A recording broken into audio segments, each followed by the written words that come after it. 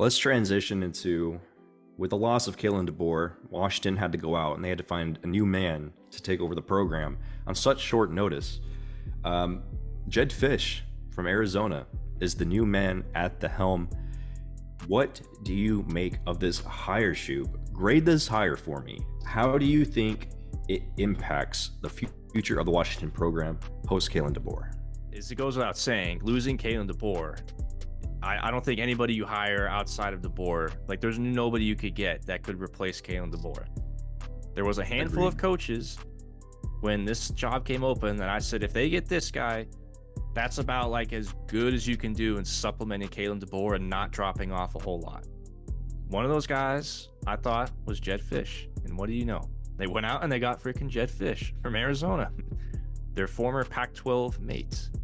So for that reason, I got to say, given the circumstances of Washington losing DeBoer and supplementing him with the best next available option, I'd say it was a very good hire. In terms of the candidate himself, Jedd Fisch himself, I mean, look at this guy's track record. This guy's been like all over the place, man. He's coached for like every single freaking program there is that exists. Like, and he's known as a QB guru, man. He's known as a QB guru. I mean, look at what he did with Jayden de Laura and then Noah Fafita. Exactly. I'd say that this is a pretty good hire, man. And I got to give a grade here. So my grade I'm going to give this one is I'm going to give this an A. It's not an A+, but I'm going to give this an A because this is like as good as you can do given the circumstances. And Jedd Fisch has got everything you want in terms of what you need in this era of college football. He's a guy that's a QB guru that can develop quarterbacks. He took Arizona, who literally was getting players poached away from schools like USC that were dropping bigger bags. I mean, he got half his team poached by USC last year, and look what they did this year. They still killed it. And they got better, exactly. And he had the team playing super hard for him, especially too. That was one thing that really stood out. I mean, that was like the one thing we kept saying every year back in 2022 was, yeah, Arizona won like 3 games that year, but like they were barely losing all these games, and like the team was outperforming. They just weren't winning those games. Next year flips, all of a sudden they start winning all those games. The team got better. I mean, they almost got better by losing players. There was addition by subtraction. And we all know Arizona, like that's not a blue blood program by any means. Like that guy can develop recruits and he can develop quarterbacks. It is about as good as you can do without having Kalen DeBoer still there. And for that reason, I'm going to give it an A. The only thing that I'd be worried about, and this is why it's not an A+, is with the track record, there's a lot of good, but there's one thing with Jedd Fisch is that the guy moves around a lot. And I don't know if Washington is a stepping stone for him, because I mean, if Kalen DeBoer treated Washington like a stepping stone, I know it sucks. Like he just took you to a national championship. I mean, if Kalen DeBoer is going to do that to you, there's no saying that Jedd Fisch won't do the same if he ends up doing well there too.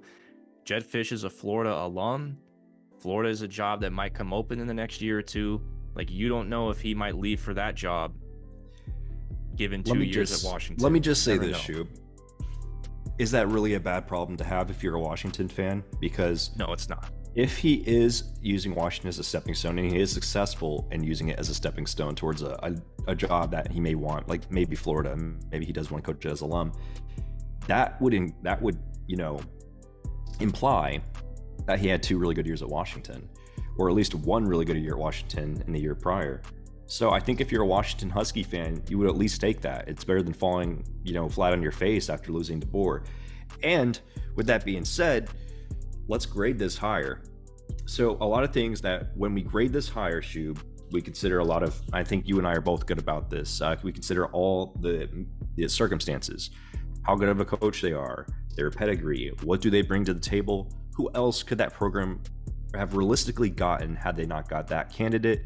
And that all goes into how we grade these grade these hires.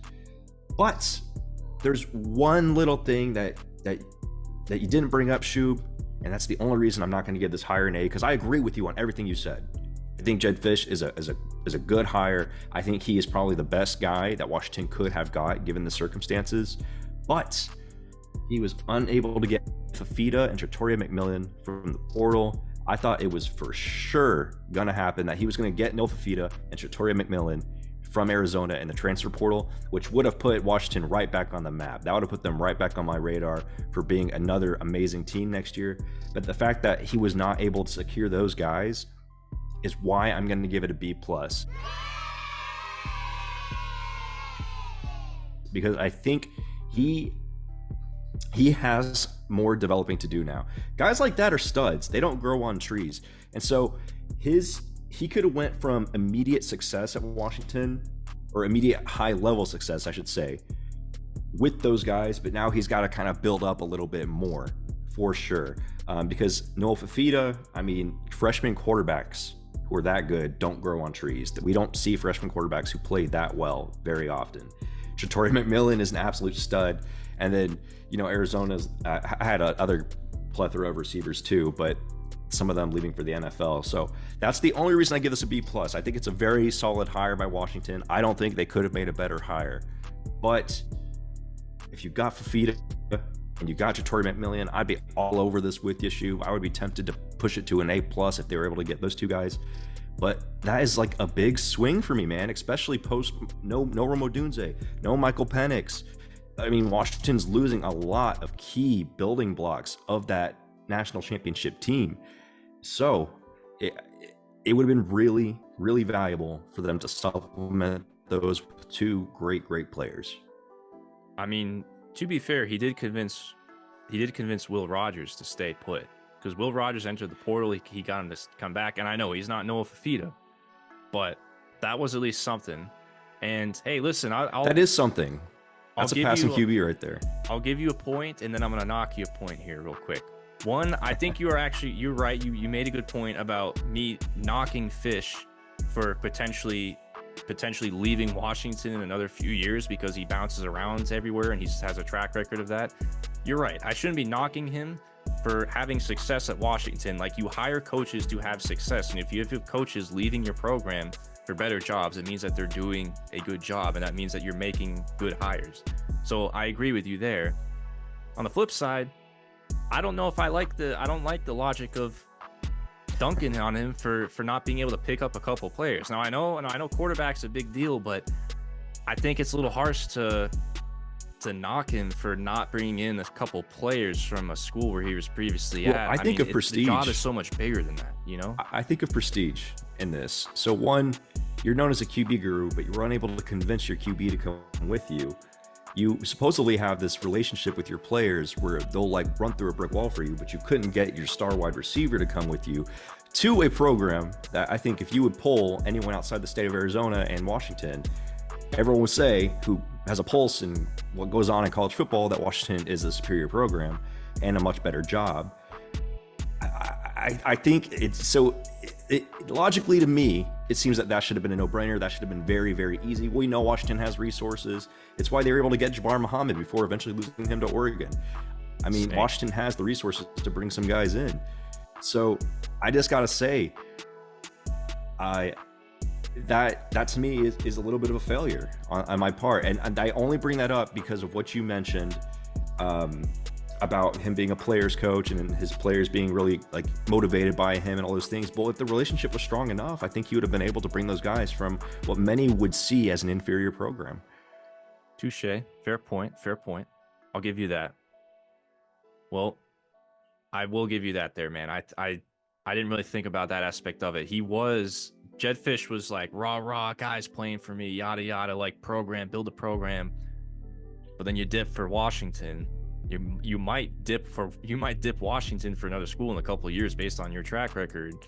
And if you're preaching the same message, I mean, I don't know how well that's going to go over. Yeah, I'll give you that one there. But hey, I mean, that's an A from me, B+ from you. Those are good grades. Like, it's a good hire. Don't get it twisted. Yeah. Just because I didn't give it an A doesn't mean I don't think it's a good hire. But there are extenuating circumstances here. If he is able to get Fifita or Shatoria McMillan, this would at least be an A-. If you got Fifita, it's an A.